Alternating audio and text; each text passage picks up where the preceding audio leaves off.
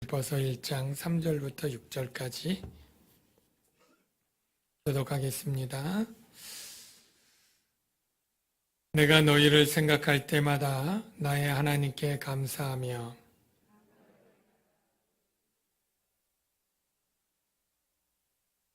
너희가 첫날부터 이제까지 복음을 위한 일에 참여하고 있기 때문이라. 너희 안에서 착한 일을 시작하신 이가 그리스도 예수의 날까지 이루실 줄을 우리는 확신하노라. 아멘. 네, 우리 좌우에 계신 분들에게 사랑합니다 인사하겠습니다. 사랑합니다. 네, 사랑합니다. 예배당 조금 늘려서 조금 자리가 그래도 조금은 여유가 있고 넉넉하게 되어서 참 흐뭇하고요.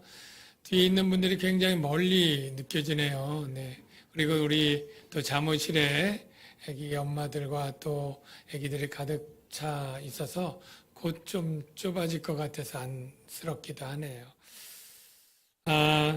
오늘 말씀은 바로 사도 바울이 주 62년에 로마 감옥에 갇힌 상태에서 빌립보 교회에게 편지를 쓰고 있습니다. 빌립보 교회는 2차 전도 여행인 50년대 초에 개척한 교회고 지금 사도 바울은 62년 정도의 로마 감옥에 있으니까 한 10여 년 전에 개척한 교회에 편지를 쓰는데요. 편지를 쓰게 된 직접적인 계기는 바로 빌립보 교회에서 에바브로디도라는 사람을 보내서 바울에게 선교 헌금을 보내왔기 때문입니다. 그래서 그 선교 헌금을 받았으니 감사 인사를 또 회신으로 보내야 되지 않겠어요? 그래서 감사 인사 겸 또 자신이 궁금해할 그러한 지금 지내고 있는 형편 적고요. 또 빌립보 교회에 있는 세 가지 큰 문제가 있었는데 첫째는 지도자들이 분열되어 있으니까 하나가 되라, 일치해라 그런 얘기랑 또 늘 그랬듯이 유대인들이 그냥 박해하고 관계가 있으니까 경고하고 조심해라. 또 로마로부터 밖에 잘 견뎌내라. 이런 얘기들을 담아서 이제 편지를 쓰고 있습니다. 그래서 오늘 처음은 먼저 감사와 칭찬을 이 빌립보 교회의 시작으로 하고 있는데요. 먼저 3절, 4절을 한번 같이 읽어보겠습니다. 시작. 내가 너희를 생각할 때마다 나의 하나님께 감사하며 간구할 때마다 너희 무리를 위하여 기쁨으로 항상 간구함은. 네. 여기 빌립보 교회에 대해서 감사와 또 기쁨으로 간구한다 이렇게 되어 있는데요. 요 헬라어를 직역으로 이렇게 찾아본 사람들이 이 단어 중에 사실은 우리 번역으로 되어 있어서 안 보이지만 헬라어로 보면 여러 번 모두를 이 모두라는 단어가 많이 나와요. 모든 청원 기도 가운데 그리고 모든 때마다 이렇게 해서 모두라는 단어가 이 두 구절에 네 개의 어원을 가지고 나온다 그래요. 그래서 그 판토테, 파세, 판톤, 파세 이렇게 판이라고 하는 단어가 근원에서 나오는데 이것이 바로 모두라는 뜻이 담겨 있어요. 왜 이 모두라고 하는 의미의 단어들을 반복해서 했을까라고 생각해 보니까 이유가 있습니다. 이 빌립보 교회 문제 중에 하나가 뭐예요? 편을 나눠서 지금 갈등이 있잖아요. 나중에 나오지만 유오디게와 순두게를 권하는 그 두 지도자들이 서로 갈등이 있는 것처럼 이 편이 나누어져 있거든요. 이럴 때 일어날 수 있는 가능성이 뭐냐면 이 편들 가운데 각자 사도 바울은 우리 편을 지지하고 있어. 사도 바울은 우리 편을 이뻐하고 우리 편을 인정하고 있어. 이런 주장이 나올 수 있거든요. 그러니까 사도 바울이 이 단어를 강조해서 한 것은 나는 누구 편도 지지하지 않아. 나는 모두를 위해서 기도해. 그리고 내가 유대인이니까 사도 바울도 한 하루에 3번 정도 기도했다고 보여주는데, 내가 오전과 점심과 오후 할 때 나는 모든 때마다 기도할 때 한 편만을 위해서 기도한 적이 없고, 모든 때에 항상 모두를 위해서 기도하고 있다라고 말하는 듯한 내용이 있다는 걸 주목하는 거죠. 사랑하는 성도 여러분, 우리 남양주광영교회를 위해서 우리가 생각할 때마다 감사와 기쁨의 기도를 드릴 수 있는 은혜가 있게 되길 축복합니다. 여러분이 교회를 생각할 때마다 기쁨과 감사가 있기를 바랍니다. 그런데 만약 교회가 분란이 있고 분열이 있고 편이 갈라진다고 하면 참 마음이 어둡고 힘들지 않겠습니까? 지금까지 너무나 우리 교회가 사랑으로 하나 되고 화목한데, 우리가 섰다고 했을 때 넘어질까 조심하라고 하는 말처럼 이것이 언제든지 그냥 저절로 되어지는 것은 아닙니다. 우리가 정말로 사랑했던 부부간에도 서로 다른 점이 있고 하나 되기가 어려운 일들이 참 많죠. 몇 명 모인 세론들 모여서 회식 한번 하려도 시간 맞추기도 어렵고 메뉴 맞추기도 어렵고 그 다음에 디저트 애프터 맞추기가 너무 어렵잖아요. 우리가 작은 것마다 하나 되는 것이 쉽지 않습니다. 그런데 우리가 이렇게 갈라지게 될 때 가만히 보면 우리가 너무나 잘 아는 말이지만 다른 의견은 다른 것이지 틀린 것은 아니잖아요. 물론 틀린 의견도 있죠. 비성경적이거나 불법적이거나 죄악된 일은 잘못되고 틀린 것입니다. 그러나 우리들이 어떤 일들을 처리할 때 제안하는 의견들은 나름대로 일리가 있고 장점들이 있는데, 그 있는 장점들 가운데 이번 사안은 이게 좋겠다 해서 결정하지만, 채택된 의견이라고 반드시 정답이고 채택되지 않았다고 오답은 아니거든요. 그런데 문제는 채택되지 않은 의견을 낸 사람들이 꼭 마음이 서운하고 상처를 받는 거예요. 어떤 의견이 받아들여지지 않은 것은 의견이 받아들여지지 않은 것이고 그 사람이 받아들여지지 않은 것은 아니거든요. 그런데 자신의 주장이 받아들여지지 않을 때 내가 받아들여지지 않은 것처럼, 마치 나를 무시하고 나를 묵살한 것처럼 그렇게 속상해하고 서운해하는 분들이 없잖아 있더라고요. 그것은 참으로 어리석은 생각이고 어리석은 판단입니다. 여러분들이 앞으로 어떤 일을 할 때 여러분들의 의견이 받아들여도 여러분이 잘한 것이 아니고 그것을 결정한 공동체가 잘한 것이고, 여러분이 어떤 의견을 도출하는 데 있어서 여러분의 의견들이 때로는 채택되지 않는다 할지라도 여러분이 무시된 것이 아니고 여러분들은 그 좋은 결정을 이루기 위해서 필요한 과정 중에 여러분들도 한 몫을 한 것입니다. 받아들여지지 않은 많은 의견들 때문에 받아들여지는 의견이 돋보이고 그것들의 장점들이 부각되는 것이니까 그것들은 그 결정한 회 전체가 받을 칭찬이고 공로라고 생각이 됩니다.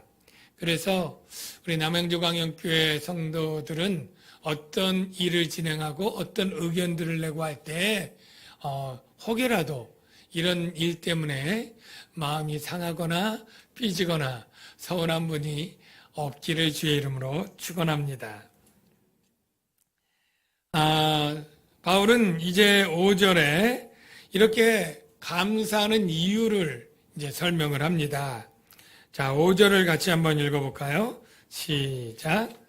너희가 첫날부터 이제까지 복음을 위한 일에 참여하고 있기 때문이라.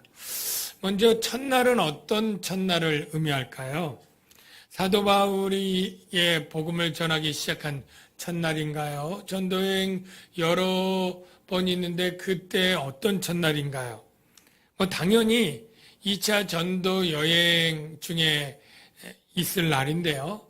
2차 전도 여행에 아시아에서 복음을 전하다가 이제 마게도냐로 건너가지 않습니까? 지금 이 첫날은 마게도냐에 건너가서 첫 교회가 빌립보 교회죠. 그러니까 마게도냐 사역의 첫날 또는 빌립보 교회 복음을 전하기 시작한 첫날이다. 이렇게 생각할 수 있습니다. 근데 또 어떤 신학자들은 조금 다른 의미도 있다. 이렇게 얘기를 해요. 무슨 말이냐면 사도 바울이 이제까지는 거의 바나바와의 동역 사역을 해왔다가 이제 어떻게 보면 자주적이고 독자적인 그러한 사역을 선교 사역을 처음 시작하는 때가 됩니다. 여러분 아시겠지만 사도행전에 보면 2차 전도행 시작할 때 바나바와 심히 다투는 그런 내용이 나오지 않습니까? 조카인 마가 요한을 데려가자고 바나바가 하는데 사도 바울은 중간에 이렇게 돌아간 친구를 우리가 선교를 위해서 다시 데려갈 수 없다. 이렇게 해서 크게 다투어 갈라지게 되죠. 그리고 사실 그 전에 갈라디아서 보면 베드로와도 사도 바울이 다툽니다. 이 유대인들이 오자 이방인 그리스도인들과 식탁 교제하다가 베드로가 일어서서 나가버렸거든요. 그래서 그것 가지고 좀 사이가 논쟁이 되고 다투어서 베드로와도 사이가 멀어지고 바나바도 다투었는데 이 후원을 하는 안디옥 교회가 있었어요. 그때 안디옥 교회가 선교 후원하는 오늘날로 말하면 파송교회죠. 근데 이 파송교회가 어디 편을 지지할까 하다가 베드로와 바나바를 지지하게 되거든요. 그러니까 바울은 굉장히 외롭게 되었고요. 자기를 적극적으로 지지하는 교회를 잃어버리게 되었는데 바로 이 빌립보가 이 후원교회의 역할을 앞으로 감당하게 되죠. 그래서 바울이 독자적으로 후원교회를 세우고 독자적인 사역을 하는 첫날이다 이렇게 보는 학자도 있는데요. 쉽게 얘기하면 그냥 전자로 마게도냐의 빌립보 사역의 첫날이다 이렇게 보면 됩니다. 중요한 것은 이 첫날부터 이제까지 즉 사도 바울이 지금 빌립보 교회를 개척하고 한 12년쯤 지났거든요. 50년쯤에 빌립보 교회를 개척했다면 62년경이면 12년경 지났을 이때까지 복음을 위한 일에 참여하고 있기 때문에 감사한다. 이렇게 얘기를 하고 있어요. 여러분, 복음을 위한 일에 여러분도 참여해서 귀한 바울이나 선교사나 목회자에게 감사와 기쁨이 되는 여러분들 되시기를 주의 이름으로 축원합니다. 복음을 위한 일에 참여하고 있다. 무슨 일을 하고 있는 걸까요? 복음을 위한 일에 참여. 이 참여라는 단어가 지난 개역 한글 성경에는 여러분이 잘 아는 헬라어 중에 코이노니아라고 있어요. 코이노니아. 교제. 복음으로 교제한다는 단어인데요. 이 단어, 교제한다, 복음을 위한 참여하는 일의 구체적인 일은 무엇일까요? 바로 선교헌금 보낸 겁니다. 그러니까 빌립보 교회가 사도 바울로부터 복음 듣고 믿었잖아요. 그 다음에 바로 사도 바울이 복음 전하는 일 할 수 있도록 헌금해서 선교헌금 보낸 것. 이게 바로 복음을 위한 일에 참여한다, 복음으로 교제한다. 이렇게 표현된 단어입니다. 그래서 빌립보 서 4장 15절 이하의 몇 구절을 좀 볼게요. 빌립보 사람들아, 복음의 시초에 내가 마게도냐를 떠날 때에 주고받는 내 일에 참여한 교회가 너희 외에 아무도 없었느니라. 여기 보면 주고받는 내 일 뭘까요? 바로 선교, 복음 받고 복음 전할 수 있도록 선교헌금 보낸 그 일을 이야기합니다. 그 다음 말씀 볼게요. 빌립보서 4장 16절 데살로니가에 있을 때에도 너희가 한 번뿐 아니라 두 번이나 나의 쓸 것을 보내었도다. 즉 빌립보 교회가 바울에게 선교헌금을 한 번 아니라 두 번 이 선교비를 보낸 것을 복음을 위한 참여하는 일 이렇게 표현하고요. 그 다음에 지금 현재 에바브로디도 편에 너희가 준 것을 받음으로. 로마 감옥 중에 에바브로디도가 성경을 가져왔잖아요. 내가 풍족하니 이는 받으실 만한 향기로운 제물이요 하나님을 기쁘시게 한 것이라. 여러분, 복음을 위해서 참여하는 일에 우리 교회가 그리고 여러분 각자가 쓰임받고 칭찬과 또 감사를 받을 수 있으면 참 좋겠습니다. 여러분들이 복음을 듣고 믿은 분들이죠. 이제 복음을 위한 일에 참여해야 되는데 어떻게 해야 될까 잘 모르는 분들 있을 거예요. 물론 우리 모두가 이제 전도인이 되거나 선교사가 될 수 없습니다. 예.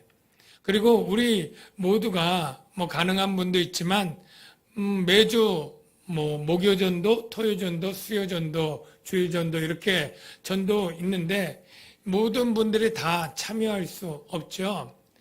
그러면 복음을 위한 나의 참여가 무엇일까? 어떻게 할 수 있을까? 그렇게 고민할 수 있는데요. 여기 방법이 있습니다. 무엇입니까? 여러분들이 정성 들여 드린 11조와 헌금이 다 그 물질로 쓰여질 때 사도 바울은 너희가 복음을 위해 참여하고 있다. 복음에 교제하고 있다. 이렇게 인정해 주고 있는 것입니다. 이번에 저희가 전도여행 거의 60명 갔다 왔을 때 거의 우리 전도팀이 마련한 돈이 몇백만 원이고 교회에서 거의 1,000만 원 가까이 지원하지 않았다면 우리가 어떻게 두 개의 마을 잔치를 하면서 전도 물품을 나눠주면서 전도할 수 있었겠습니까? 여러분들이 정성껏 드린 그러한 11조 헌금들로 바로 복음의 일을 감당할 수 있는 것이죠. 우리 목요 전도대원들 매주마다 전도하는데 이 전도 주보지 만드는 게 여러분의 헌금으로 된 것이고 갔다 와서 또 식사하고 이렇게 대접하는 것도 여러분의 헌금으로 되는 것이죠. 그러니까 여러분들이 물론 시간이 되고 건강이 되어서 직접 몸으로 전도지를 들고 또 단기 선교나 또 전도여행에 갈 수도 있고 그것은 참 귀한 일이지만 그러지 못할지라도 여러분이 엿새 동안 힘써 현장에서 일하고 그 물질로 복음을 위해서 얼마든지 할 수 있다라는 것을 여러분 기억하시고 또 자긍심과 기쁨으로 그렇게 복음에 참여하시기를 바랍니다. 우리 교회가 해외에 다 선교로 나갈 수 없죠. 그러나 10여 분의 해외 선교사님과 또 10여 곳의 미자립 교회 지방에 있는 교회들을 매월마다 수백만 원씩 들여서 보내는 것은 직접 우리가 가지 못하지만 똑같이 그 시골과 또 해외에 복음에 참여하는 그러한 일이 되는 줄로 믿습니다. 이 교제라는 말도 여기서 조금 주목해 볼 수 있는데요. 우리가 교제, 이 코이노냐, 복음에 참여하는 이 교제에 이렇게 물질이 오고 갈 때 이 사람들 간에 정말로 친한 사람들은 정말로 친한 관계는 물질이 오고 가지 않습니까? 정말 친한데 밥 한 번 사는 일이 없으면 친한 겁니까? 정말 친하면 만나서 누군가 차도 사야 되지 않고 사야 되고 생일이면 선물도 하고 애경사면 부조도 하고 축의금도 하고 이렇게 정말로 우리가 친밀한 교제에 있는 사람은 서로 물질이 오고 갑니다. 예. 그럴 때 참된 교제가 있는 것이죠. 마음만으로는 아닙니다. 하나님을 사랑한다고 얘기하는데 마음만으로 사랑하고 하나님께 물질을 드리기를 아까워하고 또 안 한다면 그것도 정말 하나님을 사랑하는 것이라고 할까요? 형제를 사랑하는데 형제가 가난하고 헐벗고 힘든데 도와줄 마음이 없고 물질로 돕지 않는다면 참되게 사랑하는 것일까요? 부모 공경도 물론 마음으로 하지만 마음 담긴 물질로 하라고 제가 말씀을 드린 것처럼 용돈을 드리고 부모에게 효도할 때 물질을 써야 되죠. 하나님께도 마찬가지고요. 예, 사람들에게도 마찬가지입니다. 저는 이제 성장반 성경 공부할 때 교회를 대표해서 밥도 사지만 성도들이 누구를 서로 대접할 때 말린 적이 없습니다. 예. 기꺼이 사시라고, 좋은 일이라고, 잘 먹겠다고, 서로 대접하고, 서로 식사 대접하고, 그렇게 자기 물질을 들여서 사랑을 표현하고 주고받고, 이게 참된 교제가 이루어지는데 중요한 과정이고 방법인 것이죠. 그래서 우리가 정말로 하나님과 교제하고 복음 안에서 사랑하고 교제할 때 그 교제 안에는 내가 희생해서 시간과 또 몸과 건강과 물질을 나누고 베푸는 것이 필요하다는 것을 여러분이 인정하시고 받아들여 주시기를 바랍니다. 그렇게 그 이유를 얘기했고요. 그 다음에 6절을 한번 같이 한번 읽어볼까요? 시작. 너희 안에서 착하신 일을 시작하신 이가 그리스도 예수의 날까지 이루실 줄을 우리는 확신하노라. 먼저서 너희 안에서 착한 일을 시작하신 이라고 하는데 착한 일인 무엇일까요? 착한 일이 무엇을 의미하는 것일까요? 먼저 1차적으로는 5절에 있었던 바로 빌립보 교회가 복음을 위하여 성경금을 보낸 것, 이게 착한 일의 첫 번째 의미입니다.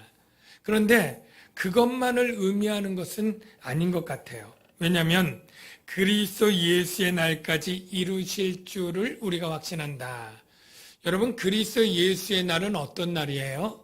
바로 주님이 심판하기 위해 재림하는 날입니다. 그래서 악한 무리들은 다 심판해서 불못에 넣고 믿는 사람들은 부활해서 하나님 나라의 영광의 나라에서 영생을 살도록 해주는 구원이 완성되는 날이에요. 그러니까 빌립보 교회가 복음을 위해서 바울에게 선교하는 것을 이 주님 재림에서 심판할 때까지 이룬다라고 하는 것은 너무 크게 잡은 것이고 조금 그렇게 바로 그것만 의미하기에는 조금 무리가 있죠.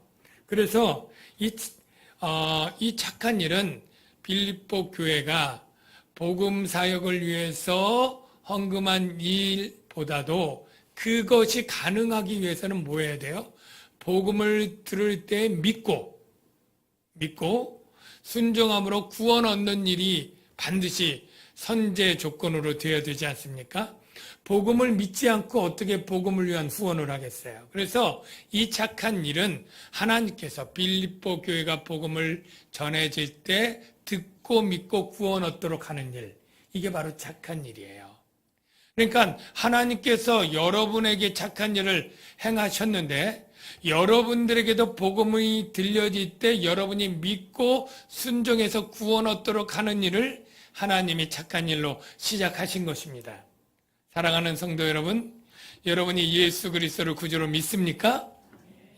하나님께서 여러분에게 착한 일을 시작하셨기 때문이에요. 여러분이 바로 예수 구주를 믿고 구원을 얻는 일이 바로 하나님이 시작하신 착한 일이다라는 걸 여러분 믿으시기를 바랍니다. 먼저 몇 가지를 적용할 수 있는데 여러분 착하게 사시길 바랍니다. 문신에 착하게 살자 뭐 이렇게 쓰지 않아도 착하게 사시길 바라는데 여러분 자녀들 착하게 사는 착한 자녀로 키우시길 바랍니다. 그런데 착하게 키우려면 어떻게 해야 되겠어요? 윤리나 도덕이나 좋은 말 잘 가르쳐서 착하게 키우면 될까요? 그게 안 되잖아요. 우리도 윤리 도덕 배웠지만 잘 안 되잖아요. 지식이 우리를 착하게 만들 수가 없습니다. 우리 안에서 끌어오는 죄를 율법이나 어떤 선한 그런 가르침으로 되질 않아요. 루터가 고민했고 사도 바울이 고민했지만 그가 아무리 율법으로는 흠이 없이 지켜도 내 속에 거하는 죄만은 해결할 수 없고 공고한 사람이라고 고백하지 않습니까? 여러분, 착하게 사는 그러한 비결은 첫 번째, 하나님이 그에게 착한 일을 시작하시도록 그가 예수 믿고 믿음 생활 잘하게 하는 것. 이게 바로 착한 일의 시작이고 핵심이라고 좀 믿습니다. 그러니까 여러분들이 자녀들 많이 사랑하고 교육해서 참 어떻게 하면 애를 잘 영어나 수학이나 공부를 잘하게 하고 좋은 대학 가게 하고 좋은 직장 가게 하고 좋은 배우자 만나서 행복하게 잘 살게 할까 이런 바람과 기대와 노력들이 여러분 많이 있는데요. 다 훌륭하고 좋습니다. 그런데 그건 무엇보다도 제일 먼저 우리 애가 예수님 잘 믿고 믿음 생활 잘하게 하는 것.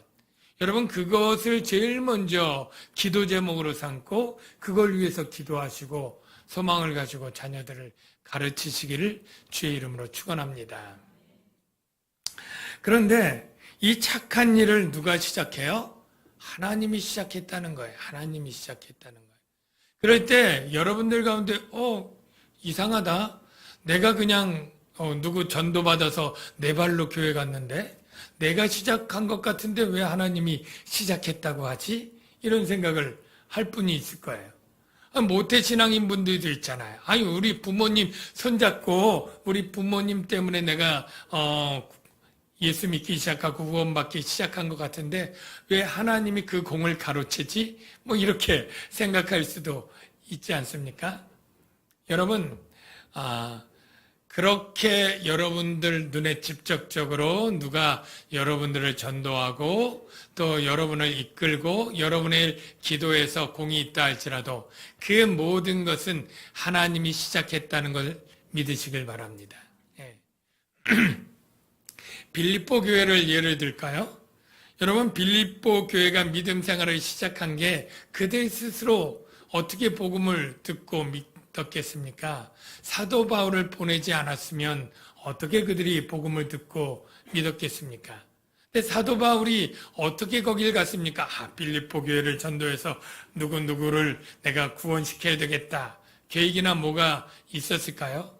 사도 바울은 비두니아로 가려고 했고 거기 영혼을 구원하려고 했던 거죠. 그런데 하나님은 그 길을 막고 환상 중에 바울을 글로 인도해서 빌립보에 있는 사람들, 하나님이 구원하기로 작정된 자들을 빌립보 감옥의 간수부터 해서 그렇게 루디아부터 해서 구원해 내지 않습니까? 근데 사도 바울도 사실은 그렇게 갔지만 사도 바울은 원래 예수를 믿기를 거부했던 사람 아닙니까? 그래서 유대계의 골수분자로 그냥 이 기독교를 그냥 앞장서서 발벗고 나서서 박해하고 기독교를 잔멸시켰던 그러한 자인데 그가 구원받은 것이 하나님의 역사 아닙니까? 다메섹 도상에 갈 때 부활하신 영광의 모습으로 나타나서 그의 눈이 멀고 그리고 아나니아를 통해서 복음 듣고 깨어지고 이러한 체험을 통해서 예수 믿게 된 것 아닙니까? 이런 걸 따지고 보면 어떻게 사도 바울이 예수 믿지 않았는데 그들이 복음을 듣고 어떻게 사도 바울이 마게도니아로 환상 가운데 가지 않았으면 그들이 어떻게 복음을 들었겠어요. 그러니까 빌립보 교회가 듣고 믿은 것 같지만 그 이전의 모든 것을 계획하시고 그 스케줄대로 움직이시는 하나님이 구원의 일을 시작하셨다 하는 것을 여러분 믿으시기를 바랍니다. 여러분 안에서도 누가 인도하고 누가 이끌어 준 것 같지만 다 하나님이 시작하시고 복음을 듣고 또 여러분이 믿게 된 것도 성령 하나님이 하신 거예요. 여러분 이 세상에 수많은 사람들이 복음을 듣지 않아서 못 믿습니까? 아니에요. 내가 목사인 제가 아무리 복음을 잘 전해도 안 믿을 사람은 안 믿습니다. 여러분들이 믿는 것은요. 누가 복음을 잘 전했기 때문이 아니고 여러분이 믿을 자로 하나님이 작정하시고 복음을 들을 때 성령께서 역사하셔서 여러분의 눈에 영적인 그런 꺼풀들을 제거하시고 여러분의 마음에 박힌 그 복음의 빛을 들어오지 못하게 하는 모든 그러한 장막들, 회방거리를 제거하시는 역사를 통해서 여러분이 믿게 된 걸 여러분 믿으시기를 바랍니다. 그래서 우리 몇 가지 말씀을 보면요. 사도행전 13장 48절에 아주 재밌는 말씀이 있어요. 이방인들이 듣고 기뻐하며 하나님의 말씀을 찬송하며 영생을 주시기로 작정된 자는 다 믿더라. 여러분 여기 보면 영생을 주시기로 작정된 자가 있다는 거예요. 그러면 작정되지 않은 자는 복음을 들어도 믿지 못하는 거예요. 예. 반대로 작정된 자는 믿고 싶지 않아도 믿게 된다는 사실 여러분 믿으시길 바랍니다. 나 안 믿어, 나 싫어, 나 듣지만 안 믿을 거야. 이게 안 되는 거예요. 불가항력적인 은혜라는 표현인데요. 사도 바울 같은 경우가 대표적인 예죠. 나는 기독교를 미워하고 박해하고 난 유대교 걸수분자야. 하지만 하나님의 믿기로 작정된 자는 그 같은 놀라운 체험과 기적과 역사를 통해서 그냥 복음을 위해 헌신하는 자로 바꿔놓지 않습니까? 저와 여러분들이 예수를 믿는다고 하는 것은 하나님이 구원 얻기로 작정된 자였기 때문에 여러분들이 그 복음의 말씀을 듣고도 이상히 여기지 않고 기이하게 여기지 않고 믿는 거예요. 여러분, 사실 복음만큼 이상한 얘기가 없을 수 있거든요.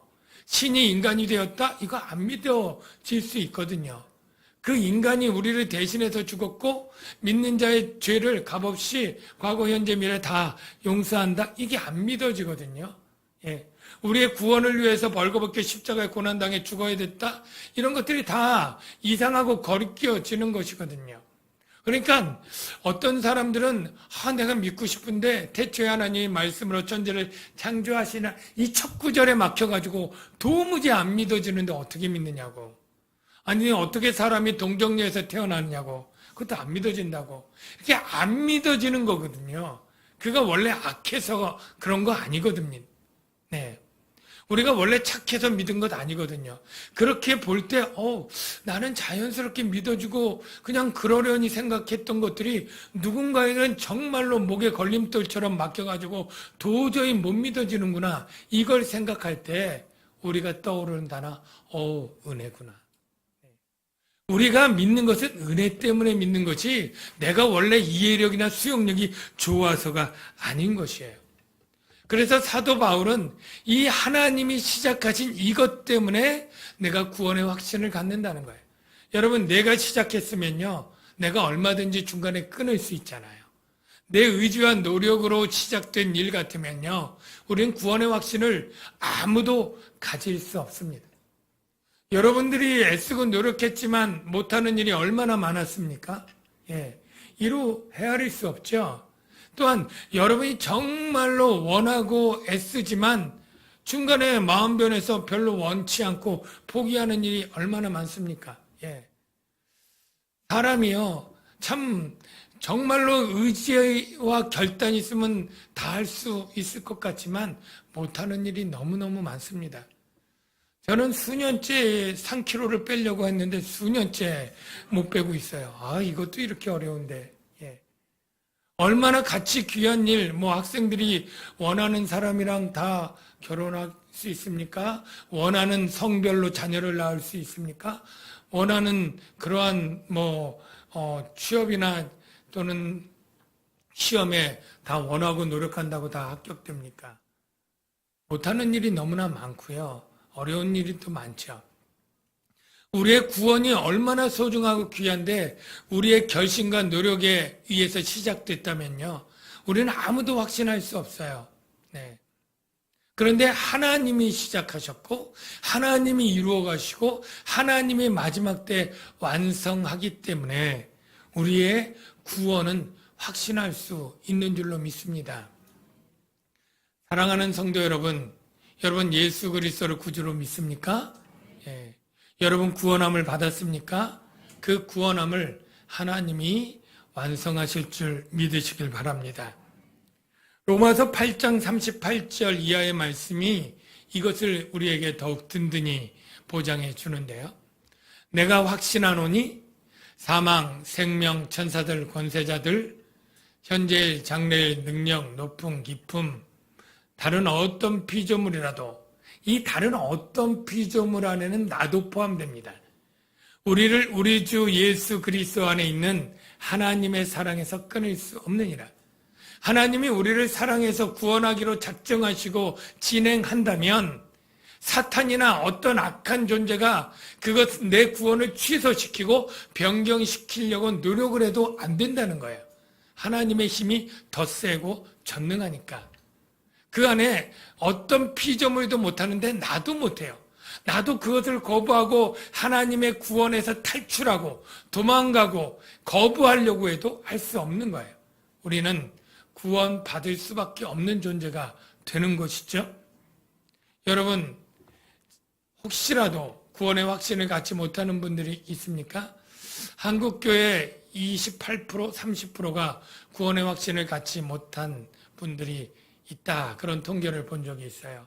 우리 남양주광역교회 모든 성도들 모두가 내가 예수 그리스도를 믿는다면 구원받았다는 것, 나의 어떠한 허물과 죄나 잘못으로 인해서 구원이 변경되거나 취소되지 않는다는 사실, 하나님은 전능하시고 하나님은 신실하시고 변치 않기 때문에 한번 구원 얻기로 작정한 나를 마음이 바뀌어서 취소하거나 변경하지 않는다는 이 사실을 여러분 분명히 믿고 확신 가운데 기쁨으로 사시기를 주의 이름으로 축원합니다. 내가 구원받았다는 것을 알 수 있는 방법이 있을까요? 내가 구원을 정말로 확신하고 싶은데요, 목사님. 내가 구원받은 것을 알 수 있는 무슨 증거나 확증할 수 있는 뭐가 있을까요? 이렇게 궁금하신 분이 있죠? 있습니다. 무엇이냐면 바로 성령입니다. 고린도후서 1장 21절에 성경이 이렇게 말하고 있습니다. 우리에게 기름을 부으신 이는 하나님이시니 그가 또한 우리에게 인치시고 보증으로 우리 마음에 성령을 주셨느니라. 보증으로 성령을 주었다는 게 뭘까요? 여러분이 마음에 드는 집을 들면 그냥 가면 안 되고 계약금을 걸어야 되잖아요. 만약에 1억짜리 집이면 1,000만 원을 보증금으로 걸고 내가 이 집을 분명히 살 겁니다. 그렇게 집 팔 사람에게 확증을 주어야 그 사람이 다시 부동산에 내놓는 것을 거두어 드리고 기다리지 않겠습니까? 마찬가지예요. 하나님도 우리를 구원하기 시작하고 구원하기로 시작한 첫날에 보증금을 주셔요.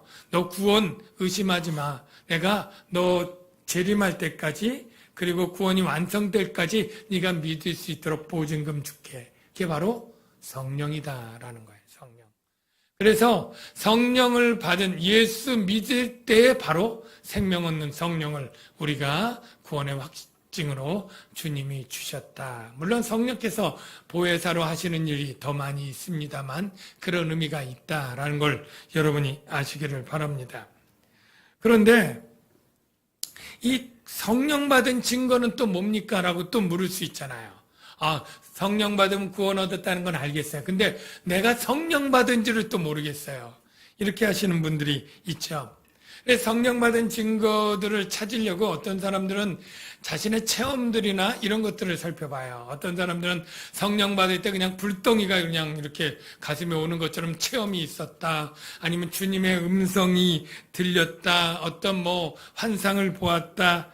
이런 분들이 가끔 가다 소수지만 있어요. 그래서 나도 저런 게 있어야 성령 받은 것이 아닌가 이렇게 생각하면서 그런 체험이나 그런 것들을 부러워하고 그것을 굉장히 사모하는 분들이 있는데 절대 그럴 것 없습니다. 그런 것들은 하나님께서 사도 바울처럼 어떤 사명이나 어떤 사역을 위해 은사로 필요한 사람들에게 주님이 주는 것이지 구원 얻은 모든 사람에게 그러한 신비한 체험과 그러한 역사를 주시는 것은 아닙니다. 오히려 그런 것들을 하나님이 주시면 받지만 그걸 사모하고 따라다닐 때 잘못된 길로 빠질 가능성이 많습니다. 오히려 신비한 체험이나 황홀경이나 이런 것들은 성령의 역사로도 일어나지만 악령의 역사로도 얼마든지 일어납니다. 무당 굿하는 데서나 무속신앙이나 다른 교회도 신비체험, 황홀경 이러한 성령의 기적적인 역사를 흉내낸 악령의 역사들이 얼마든지 하늘에서 불이 내려오는 것 같은 이적처럼 보일 수 있다고 성경이 말하고 있거든요. 그러니까 여러분들은 그런 것들을 주시면 감사히 받지만 그런 것 없을 때도 얼마든지 성령의 역사를 체험할 수 있는데요. 가장 쉬운 방법, 가장 성경적인 확실한 방법 한 가지 가르쳐 드릴게요. 고린도전서 12장 3절의 말씀인데요. 같이 한번 읽어볼까요? 시작. 하나님의 영으로 말하는 자는 누구든지 예수를 저주할 자라 하지 아니하고 또 성령으로 아니하고는 누구든지 예수를 주시라 할 수 없느니라. 그 당시에 복음을 전하면 두 가지 반응이에요. 예수님이 인간이 되었고 벌거벗겨 십자가에 죽었다. 그런데 그것이 우리의 죄를 사하는 것이고 믿는 자에게 값없이 죄사함을 준다. 이렇게 복음으로 전하면 십자가에 죽었다면 저주받은 거 아니냐. 이러면서 복음을 거부하는 사람이 있는 거죠. 오늘날도 복음을 전하면 믿지 않고 거부하는 사람들이 있죠. 그런데 그것을 믿음으로 받아들이고 예수의 십자가 사건이 나의 죄사하는 구원의 사건으로 받아들이고 내 죄사함과 영생을 마음으로 믿어지는 그 사람, 예수를 구주라고 고백하는 그 사람은 성령 받은 사람이다 라고 말하고 있는 거예요. 여러분, 예수님이 하나님의 아들인 것 믿어지시면 아멘. 예수님이 십자가에 죽은 것이 내 죄를 대신하는 죽음이라는 것이 믿어지시면 아멘. 여러분, 성령 받은 것이고 구원의 확신을 가져도 될 줄로 믿습니다. 여러분, 이게 바로 기적이에요. 기적. 여러분들이 죽을 병에서 나은 것이 기적이고 기도응답에 놀라운 것들이 확률 적은 것이 된 것이 기적이라고 생각하는데 가장 은혜롭고 가장 좋은 기적은 바로 여러분들이 예수님이 믿어지고 그래서 여러분의 죄가 사함받고 죽을 여러분들이 천국에 가서 영생을 얻는다는 것이 가장 놀랍고 은혜로운 기적인 것 여러분 믿으시길 바랍니다. 그러니까 우리가 신앙생활하면서 여러 가지 기도 응답이 안 되고 어려움이 있고 힘든 일이 있다고 할지라도 내가 예수님이 믿어지도록 성령님이 나를 역사하셨고 내게 구원을 주셨다고 하는 이 기적 생각하면서 여러분 충분히 모든 어려움에도 기뻐하고 즐거워하고 감사할 수 있는 줄로 믿습니다. 빌립보 교회를 향해서 기쁨으로 간구하고 감사하는 게 물론 선교 헌금을 꾸준히 주는 착한 일이지만 하나님이 빌립보 교회의 성령을 통해 구원의 착한 일을 시작한 것이 감사하고 기쁨의 이유가 되었다면 저와 여러분들이 기뻐하고 감사할 이유는 그냥 우리의 삶이 잘 되고 형통하고 이것이 아니라 죄인된 내가 예수를 믿게 되고 그리고 구원함을 얻게 되고 천국의 영생을 얻게 된 이 한 가지 사실로 인해 충분히 기뻐하고 감사해야 될 줄로 믿습니다. 우리 이 시간에 같이 찬양할 건데요. 여러분 찬양 중에 복음성 시작된 내 그런 찬양 있죠. 우리 주님의 능력이. 여러분 우리 안에 구원의 이 착한 일이 하나님의 능력과 하나님의 진실하심으로 된 은혜입니다. 이것으로 우리가 구원이 시작된 것인데 이것이 얼마나 기쁘고 감사한 일인지 모릅니다. 우리 같이 찬양하겠습니다.